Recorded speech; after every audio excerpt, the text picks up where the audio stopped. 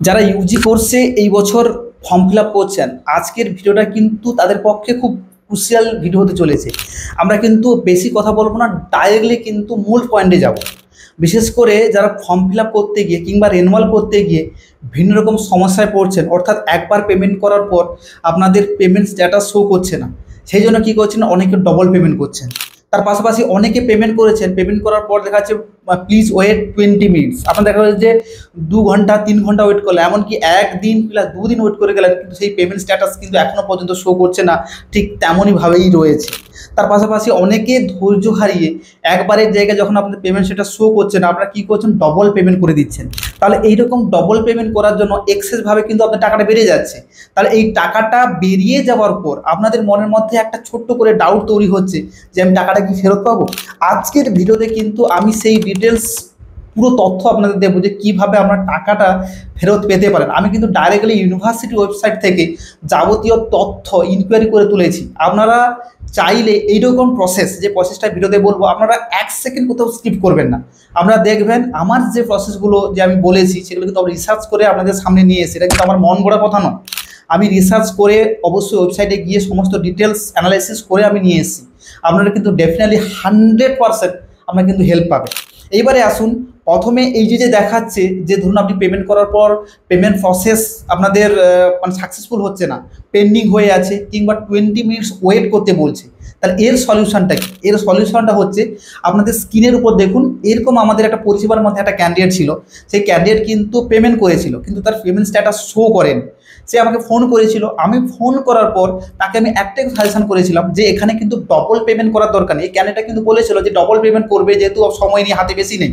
কিন্তু আমি তাকে বলেছিলাম যে একদিন আপাতত ওয়েট করে যাও, তাহলে দেখবে অটোমেটিক্যালি পেমেন্ট সেটা শো করবে। আপনারা অবশ্যই স্ক্রিনের উপর দেখতে পাচ্ছেন, আমাকে কিন্তু আজকেরই হোয়াটসঅ্যাপে তার ফিডব্যাক জানিয়েছে যে যেভাবে আমি বলেছিলাম সেভাবে সে ওয়েট করেছিল, আজকে কিন্তু পেমেন্ট সাকসেসফুল দেখিয়েছে, এবং সেখানে ফর্ম ফিল আপের যে কপিটা এটা কিন্তু সে ইজিলিভাবে ডাউনলোড করতে পারে। যে কথাটা আপনি কি বুঝলেন বলুন তো, যে আপনাদের যখন এইরকম প্রবলেম হবে যে পেমেন্ট করার পর পেমেন্ট সেটা শো করবে না, আপনাদের ওয়েট করতে বলবে, প্রসেসিং দেখাবে, তাহলে কিন্তু আপনারা ওয়েট করে যাবেন, ডবল পেমেন্ট করবেন না, তাহলে কিন্তু ফেসে যাওয়ার সম্ভাবনা থাকে। এইবারে সেকেন্ড অপশানটায় আসি, অনেকে অধৈর্য হয়ে প্রথম দিকে ডবল পেমেন্ট করিয়ে দিয়েছেন, সেক্ষেত্রে সেই টাকাটা রিফান্ড পাবেন কীভাবে, আমি কিন্তু স্টেপ বাই স্টেপ কথাগুলো বলবো, আপনারা মনোযোগ সহকারে ভিডিওটাকে দেখবেন। আপনাদের একটা নোটিশ আপনাদের আমি শেয়ার করছি, আপনি প্রথমে দেখুন, আপনাদের স্ক্রিনের উপর দেখবেন নোটিশ আমি শেয়ার করছি, যেটা 2023-এ এই নোটিশটা পাবলিশ হয়েছিল। যেখানে এই নোটিশটার ডেট আপনারা দেখতে পাচ্ছেন, নোটিশটার ডেট হচ্ছে 30/5/2023 এই নোটিশটা পাবলিশ হয়েছিল। তার পাশাপাশি রিফান্ডটা আপনাদের দেবে বলছিল যে সেকেন্ড উইক অফ জুন 2023, অর্থাৎ সেকেন্ড উইক থেকে, অর্থাৎ 14 দিন পর বা 15 দিন পর আমাদের কিন্তু রিফান্ড দেওয়া শুরু হবে। এখানে ইউনিভার্সিটি কিন্তু নিজে থেকে ডাইরেক্টলি নোটিশ ইস্যু করেছে, যেখানে বলেছে যাদের পক্ষে এই যে আপনাদের নোটিশটা আপনারা চাইলে আপনাদের পজ করে পড়তে পারেন কিংবা স্ক্রিনশট নিতে পারেন। সেখানে বলেছে যারা ডবল পেমেন্ট করেছে, ধরুন নেটওয়ার্কের সমস্যার জন্য বা অনলাইনে কোনো সার্ভার প্রবলেমের জন্য যাদের ডবল পেমেন্ট কেটে নিয়েছে, তারা কিন্তু 15 দিনের মধ্যে তাদের রিফান্ড পলিসি তাদের রেসপেক্টেড অ্যাকাউন্টে দেওয়া শুরু করবে।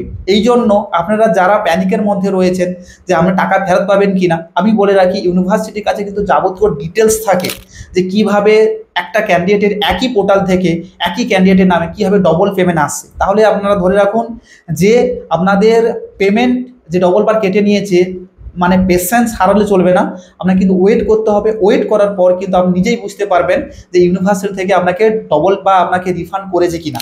যদি না রিফান্ড করে, আপনাদের বলে যদি না রিফান্ড করে, তাহলে কিন্তু আপনার সেকেন্ড যে অপশানটা বলবো সেই অপশানটা কিন্তু আপনাকে দেখতে হবে।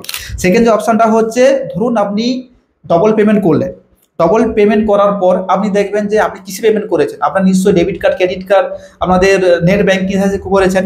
তার এবার পেমেন্ট করার পর আপনাদের রেফারেন্স একটা আইডি আছে, সেই আইডিটাকে কিন্তু খুব সযত্নে গুছিয়ে রাখতে হবে। যে এই রকম জিনিসগুলো আপনাদের ক্ষেত্রে কিন্তু অনেকটা কাজে লাগবে যখন আপনি আপনার রিফান্ড অপশানটা নিতে চাইবেন। কেন বলছি চাইছি, ধরুন আপনি কোনো একটা জায়গায় যাবেন, আপনি হেডকোয়ার্টারে যাবেন, আপনাকে যে পরে স্টেপগুলো বলছি, সেখানে কিন্তু আপনি যে পেমেন্ট করেছেন সেই পেমেন্টের কপিটা আপনাকে চাইবে, অর্থাৎ রেফারেন্স আইডি চাইবে, অ্যাকাউন্ট নম্বর চাইবে। অ্যাকাউন্ট নম্বর চেক করা হবে যে এনওসিউর যে ওয়েবসাইট রয়েছে, যে পোর্টালটা দিয়েছিল, সেই পোর্টালে আপনি কতবার পেমেন্ট করেছেন, যাকে আমরা হিস্ট্রি বলবো। যেমন ফোনপে, গুগল পে হিস্ট্রি থাকে, তেমনভাবে কিন্তু ওই স্ক্রিনশটগুলো বুঝে রাখবেন, তাহলে কিন্তু অনেকটা কাজে দেবে আপনাদের রিফান্ড প্রসেসের ক্ষেত্রে। তারপরে যে অপশানটা হচ্ছে যে আপনাকে হেডকোয়ার্টারে গিয়ে আপনাদের যে এনওসিউ যে হেডকোয়ার্টার রয়েছে সেই হেডকোয়ার্টার কিন্তু যেতে হবে। আবারও বলছি, এনওসিউ যে হেডকোয়ার্টার রয়েছে আপনার স্ক্রিনের উপর দেখতে পাচ্ছেন, হেডকোয়ার্টার রয়েছে কিন্তু DD26 sector 1 Salt Lake city Kolkata. এইখানে কিন্তু আপনাকে যেতে হবে আপনার যদি রিফান্ড মানিটা পেতে চাইছেন। এখানে বলে রাখি, যদি আপনি রিফান্ড মানি পেতে চাইছেন তাহলে কিন্তু এখানে যেতে হবে। তার জন্য কিন্তু ডকুমেন্ট লাগবে। ডকুমেন্টটা কি? যেমন আপনি স্টুডেন্ট হিসাবে আপনার এনরোলমেন্ট সার্টিফিকেট লাগবে, আপনি যে ফর্ম ফিল আপ করেছেন সেই ফর্ম ফিল আপের কপিটা লাগবে, তার পাশাপাশি আপনার যে পেমেন্টটা কেটে নিয়েছে সেই পেমেন্ট কাটার যে রিসিভ কপি, যাকে আমরা রেফারেন্স আইডি বললাম, সেটা লাগবে। আপনার ব্যাংকের ডিটেলস, অর্থাৎ যে ব্যাংক থেকে বা যে অ্যাকাউন্ট থেকে আপনি পেমেন্ট করেছিলেন সেই ব্যাংকের ডিটেলস অর্থাৎ ট্রানজাকশন হিস্ট্রিও লাগতে পারে। এগুলো সমস্ত ডিটেলস নিয়ে আপনার কিন্তু ইউনিভার্সিটির হেডকোয়ার্টার যেতে হবে।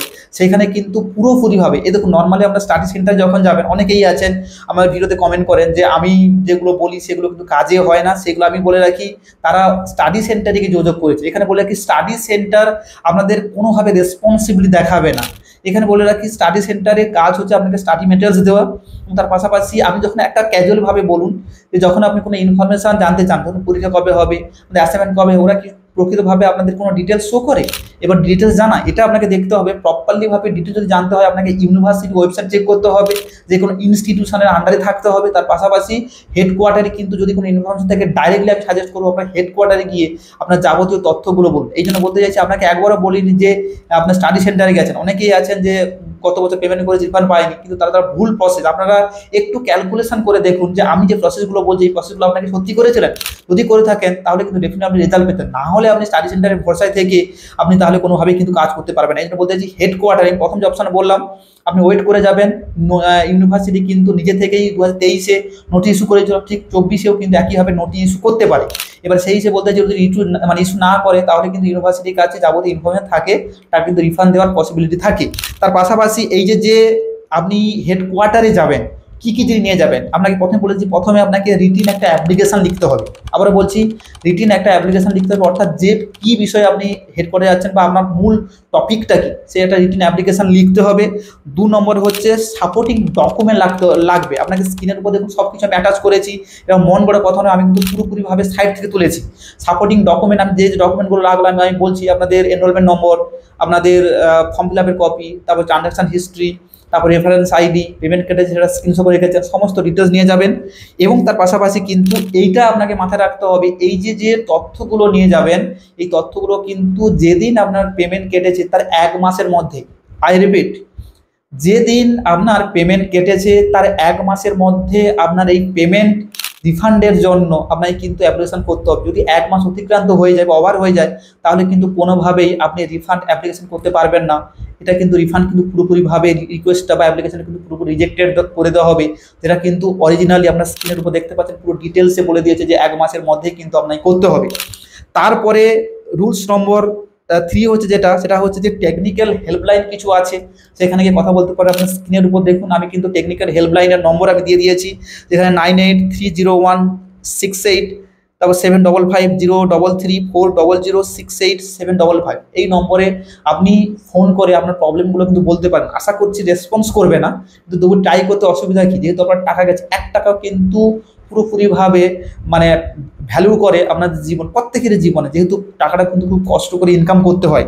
তারপরে আপনার রিফান্ড যে ফোর্স যেটা হচ্ছে যে আপনাকে একটা ইমেল আমি অ্যাটাচ করি, দেখুন ইমেলে আপনি কিন্তু পুরোপুরিভাবে করতে পারেন। আপনাকে ইমেল করেছি যে ug@bnsoua.ac.in, এখানে কিন্তু পুরোপুরিভাবে একটা ইমেলও পাঠাতে পারেন। ইমেল পাঠালে কী হবে, কীরকম পাঠাবেন, আপনি একটা ইমেল লিখবেন, লেখার পর আপনার যাবতীয় ডিটেলস, আপনি যে স্টুডেন্ট তার প্রমাণ দেবেন, এনরোলমেন্ট সার্টিফিকেট দেবেন, আপনি যে ফর্ম ফিল আপ করেছিলেন সেটা দেবেন, আপনার যে টাকা কেটেছে রেফারেন্স আইডি সহ সেটা পাঠাবেন। তার পাশাপাশি ব্যাংকের যে হিস্ট্রিটা, ব্যাংক যে আপনাদের ট্রানজাকশন হিস্ট্রি সেটাও পাঠাবেন স্ক্রিনশট করে, সবগুলো কিন্তু ওই ইমেলে কিন্তু অ্যাটাচ করবেন, তাহলে কিন্তু ওরা কিন্তু রেসপন্স করবে।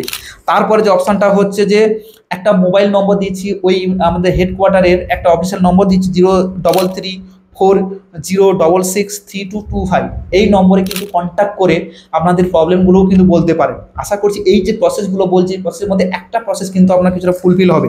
ইউজিসি পরিষ্কার করে বলে দিয়েছে যে আপনাদের যতগুলো ইউনিভার্সিটি রয়েছে ইউজিসির আন্ডারে, প্রত্যেকটা ইউনিভার্সিটির ক্ষেত্রে refund policy UGC rules regulation অনুসারে করতে হবে।